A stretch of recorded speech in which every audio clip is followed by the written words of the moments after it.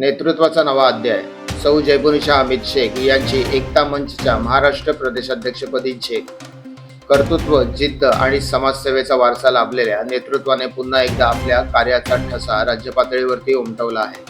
खोपोली शहरासह रायगड जिल्ह्याच्या राजकारणात आणि समाजकारणात खंबीर चेहरा म्हणून ओळखल्या जाणाऱ्या सौ जयबुनिशा अमित शेख यांची एकता मंच ठाणे या सामाजिक संस्थेच्या महाराष्ट्र राज्य महिला प्रदेशाध्यक्षपदी नुकतीच निवड करण्यात आली आहे. कार्याचा सन्मान आणि नवी जबाबदारी. अजित पवार यांच्या नेतृत्वाखाली राष्ट्रवादी काँग्रेस पक्षाच्या रायगड जिल्हा अल्पसंख्याक महिला अध्यक्षा म्हणून त्यांनी आजवर अत्यंत प्रभावशाली कामे केली आहेत. त्यांच्या या कुशल कार्यप्रणालीची दखल घेत आज दिनांक 28 मार्च रोजी राष्ट्रवादी काँग्रेस पक्षाच्या मध्यवर्ती कार्यालयात एका छोटेखानी कार्यक्रमामध्ये त्यांना नियुक्तीपत्र प्रदान करण्यात आले. विशेष म्हणजे एकता मंचच्या जिल्हाध्यक्ष पदावरून त्यांची थेट राज्य प्रदेशाध्यक्ष पदावरती झालेली ही बढती त्यांच्या वाढत्या जनसंपर्काची आणि संघटनात्मक कौशल्याची पावती आहे. बहुआयामी नेतृत्व आणि समर्पित कार्य. जयबुनिशा शेख या केवळ राजकीय नेत्या नसून अनेक जिल्हा व राज्यस्तरीय संस्थांच्या माध्यमातून त्या सक्रिय आहेत.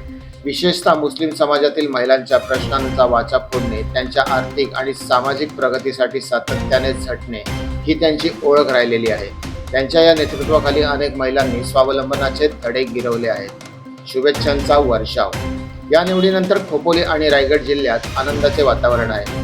राष्ट्रवादी काँग्रेसचे वरिष्ठ पदाधिकारी, एकता मंचचे प्रतिनिधी आणि संपूर्ण मुस्लिम समाजातर्फे त्यांचे अभिनंदन करण्यात येत आहे. ज्या जोमाने त्यांनी आजवर तळागाळातील महिलांसाठी काम केले त्यापेक्षा दुप्पट वेगाने आता त्या राज्यस्तरावरती कार्यरत असतील असा विश्वास सर्वांनी व्यक्त केला आहे. जयबुनिशा शेख यांना पुढील वाटचालीसाठी खूप खूप शुभेच्छा. जयबुनिशा शेख रायगड जिल्ह्यामध्ये ठाणे जिल्हा एकता मंचचं नाव मोठ्या प्रमाणे चांगला केलेलं आहे. त्याच्यामुळं जयबुनिशा यांना आम्ही महाराष्ट्राचं महिला अध्यक्षपद दिलं आणि त्यांचं काम बघून त्यांचं काम चांगलं आहे कारण आम्हाला आवडला म्हणून त्यांचं आम्ही निवड केली. खरं तर आज खूप चांगलं वाटतंय. मी सर्वात प्रथम एकता मंचचे मनापासून आभार व्यक्त करेल की आमच्या राष्ट्रवादी काँग्रेस पक्षाच्या एक महिला पदाधिकारी त्या अल्पसंख्याक सेलसाठी एक चांगल्या प्रकारे काम करतात. त्या खोपोली शहरात नव्हे तर कर्जत आणि खालापूर मतदारसंघामध्ये त्या चांगल्या प्रकारे काम करतात आणि त्या कामाचा यश बघून एकता मंचाने आज त्यांना एक महाराष्ट्र राज्याची जबाबदारी दिलेली आहे. त्याबद्दल मी त्यांचा सर्वात धन्यवाद मानतो आणि त्यांना जयबुनिशा शेख यांना या पुढील वाटचालीसाठी शुभेच्छा. आनंद वाटतो. सर्वात प्रथम म्हणजे ठाणे जिल्हा एकता मंचमधून सुरुवात झाली जयबुनिशा शेख यांची. प्रथम म्हणजे एक राजकारणात नंतर सुरुवात केली. ठाणे जिल्हा एकता मंचाच्या तालुका अध्यक्ष आल्या, त्याच्यानंतर जिल्हाध्यक्ष, आज महाराष्ट्राध्यक्ष. सर्वात प्रथम आम्ही आमच्या संघटनेचे संस्थापक अध्यक्ष अब्बासभाई शेख यांचा आभार मानतो. आलेल्या सर्व पाहुण्यांचा आपण आभार मानू.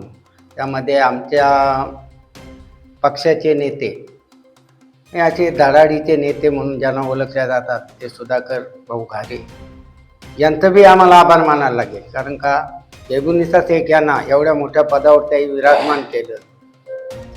जयबुनिशा शेख यांचे भाऊ सुनील पाटील ज्या दिवशी महाराष्ट्राचे उपाध्यक्ष झाले त्याच दिवशी जयबुनिशा शेख यांना जिल्हाध्यक्षपद दिलं.